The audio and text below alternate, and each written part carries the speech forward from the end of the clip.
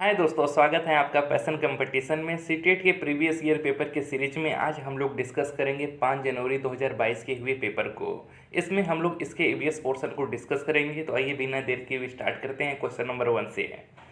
Question number 61 है। Question number 61 है, तरुण भारत संघ एक ऐसी संस्था है जो जल के संरक्षण के लिए कार्य करती है। इस संस्था के प्रधान निम्न में से एक हैं। सही विकल्प का चुनाव कीजिए। तो वो कौन है? मेधा पाटकर, सुंदरलाल बहुगुणा, राजेंद्र सिंह या पीसी जोशी। तो इसका सही जवाब है ऑप्शन नंबर 3, राजेंद्र सिंह। इनका देखिए नाम गलत लिख दिया गया है यहाँ पर। इनका नाम राजेंद्र सिंह नहीं बल्कि राजेंद्र सिंह है, ठीक है। और तरुण भारत संघ भारत की एक गैर सरकारी संस्था है। सरकारी संस्था को इंग्लिश में एनजीओ कहा जाता है, ठीक है। और इसकी स्थापना आपका 30 मई 1975 में हुआ था। कब हुआ था? 30 मई 1975 में हुआ था।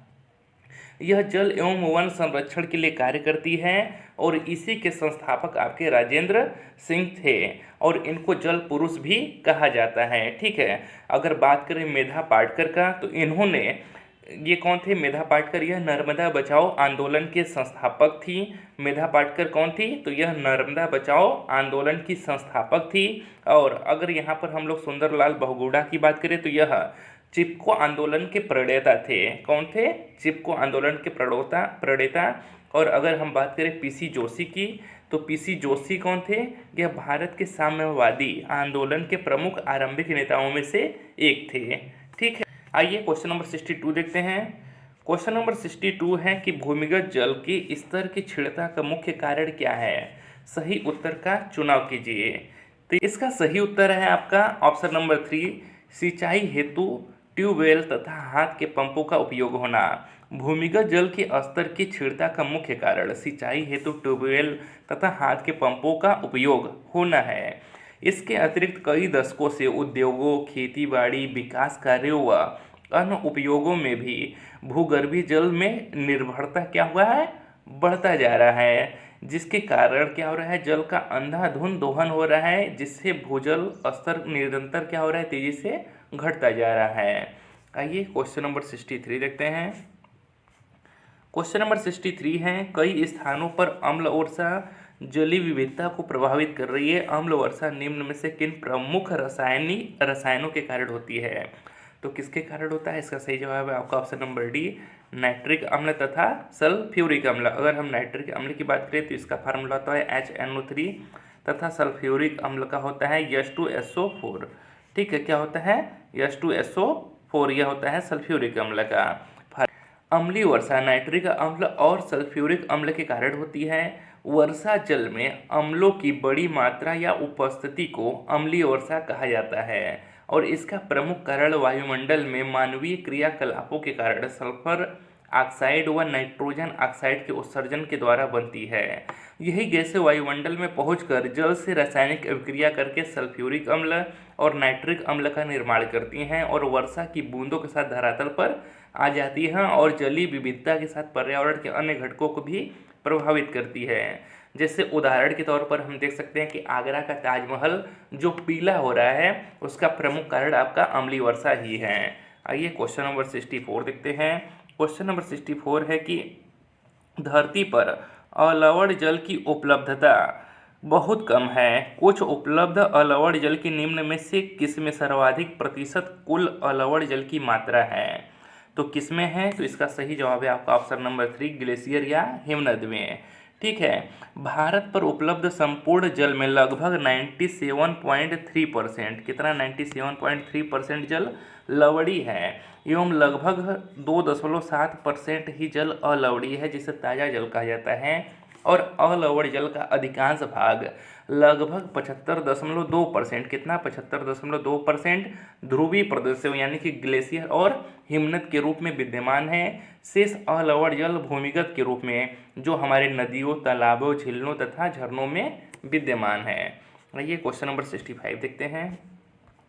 क्वेश्चन नंबर 65 है, निम्न में से जल के विषय में कौन सा सही नहीं है? जहाँ पर भी नहीं लिखा रहे उस क्वेश्चन को बहुत ही ध्यान से करिएगा दोस्तों, बच्चे बहुत ज़्यादा इसमें गलतियाँ करते हैं।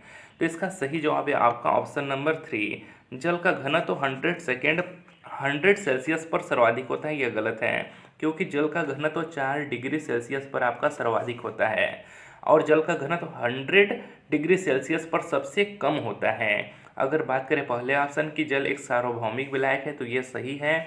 इसमें विभिन्न पदार्थों की घुलने की क्षमता होती है, तो ये भी सही है। चौथा है कि पदार्थ तीनों अवस्थाओं में जल विद्यमान होता है, तो ये भी सही है। किंतु ऑप्शन नंबर 3 हमारा सही नहीं है और हमको नेगेटिव खोजना था, तो यही सही हो जाएगा। ठीक है, आइए क्वेश्चन नंबर 66 देखते हैं। क्वेश्चन नंबर 66 है कि रीता अपने नौकरी वाले माता पिता, छोटे भाई, दादा दादी, चाचा एवं उनके परिवार के साथ रहती है। इस प्रकार की परिवार व्यवस्था को क्या कहते हैं? तो इसे संयुक्त परिवार, जिसमें परिवार के सभी सदस्य एक साथ रहते हैं, कहते हैं। ठीक है, क्या हो रहा है कि रीता के परिवार को संयुक्त परिवार यहाँ पर हम लोग कहेंगे, क्योंकि संयुक्त परिवार में क्या होता है, क्रमशः 3 पीढ़ियाँ रहती हैं, जिसमें दादा दादी, माता पिता एवं उनके भाई एवं भाई की पत्नी के साथ साथ उनके लड़के लड़कियां भी रहती हैं। अगर हम बात करें एकल परिवार की, तो उसमें माता पिता एवं उनके बच्चे केवल शामिल होते हैं। इसमें एक पीढ़ी या 2 पीढ़ी भी शामिल हो सकती है आपके एकल परिवार में, किंतु आपका संयुक्त परिवार में 2 से अधिक पीढ़ी शामिल होती है, जिसमें आपके दादा दादी, माता पिता, चाचा चाची सभी लोग शामिल होते हैं। आइए क्वेश्चन नंबर 67 देखते हैं। क्वेश्चन नंबर 67 है कि पैने, चपटे एवं चौड़े आगे के दांतों वाले पशुओं की भोजन के लिए प्राथमिकता भिन्न होती है। ये पशु निम्न में से कौन सी खाद्य संबंधी को प्राथमिकता देंगे? तो इसका सही जवाब है ऑप्शन नंबर 1, दूसरे पशुओं का मांस।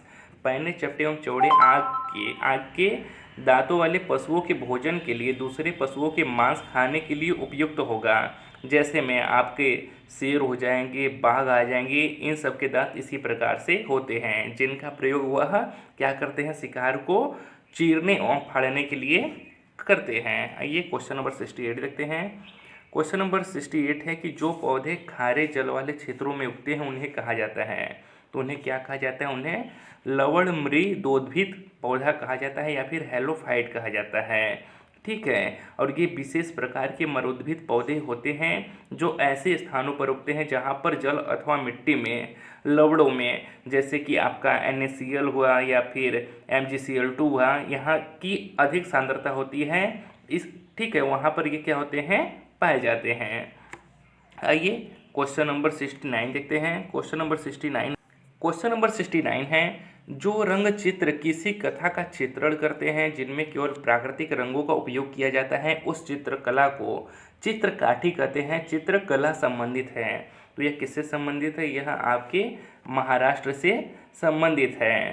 ठीक है, जबकि राजस्थान से आपका मेवाड़ चित्रकला संबंधित है। ठीक है, क्या मेवाड़ चित्रकला कहाँ से? राजस्थान से। अगर बात करें आंध्र प्रदेश की, तो यहाँ पर कलमकारी चित्रकला से यह क्या है, संबंधित है, किससे? कलमकारी चित्रकला से।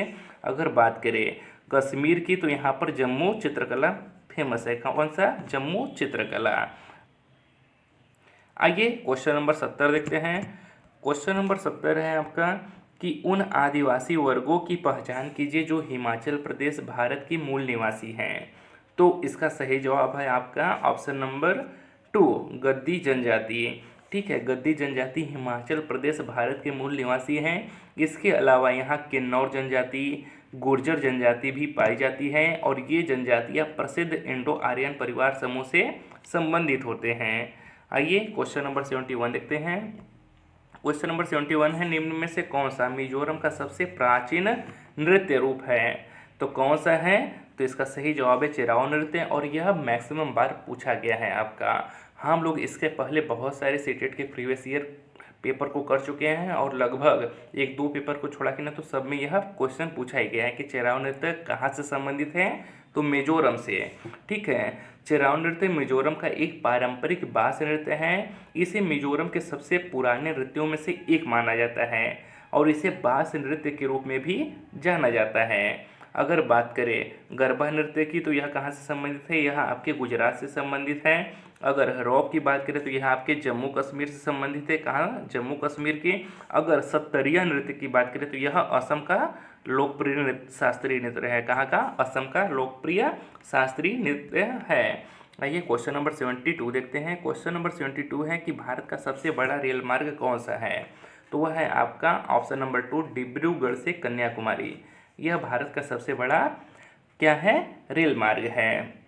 और अगर इसकी कुल लंबाई की बात करें तो वह है आपका 4233 किलोमीटर। कितना, 4233 किलोमीटर। और विवेक एक्सप्रेस, कौन सा विवेक एक्सप्रेस, इस पर चलने वाली भारत की सबसे लंबी दूरी तय करने वाली ट्रेन है। आइए क्वेश्चन नंबर 73 देखते हैं। क्वेश्चन नंबर 73 है कि कल्पना चावला एक भारतीय मूल की अमेरिकी अंतरिक्ष यात्री का निधन अंतरिक्ष यान में किस वर्ष हुआ था? तो किस वर्ष हुआ था आपका 2003 में। ठीक है, इनका मौत 1 फरवरी 2003 को अंतरिक्ष यान से लौटते वक्त हुआ था। यह मूल रूप से हरियाणा के करनाल में पैदा हुई थी और अंतरिक्ष में जाने वाली भारतीय मूल की यह पहली अंतरिक्ष यात्री थी। कहाँ की यह थी? तो हरियाणा की रहने वाली थी। आइए क्वेश्चन नंबर 74 देखते हैं। क्वेश्चन नंबर 74 है कि पक्षी विभिन्न प्रकार के घोंसले बनाते हैं तथा घोंसले बनाने के लिए विभिन्न स्थानों का चुनाव करते हैं। निम्न में से कौन से पक्षी पेड़ के तनों में अपने घोंसले बनाते हैं? तो कौन बनाता है? वह बनाता है आपका बसंत गौरी, जिसे बारबेट भी कहते हैं।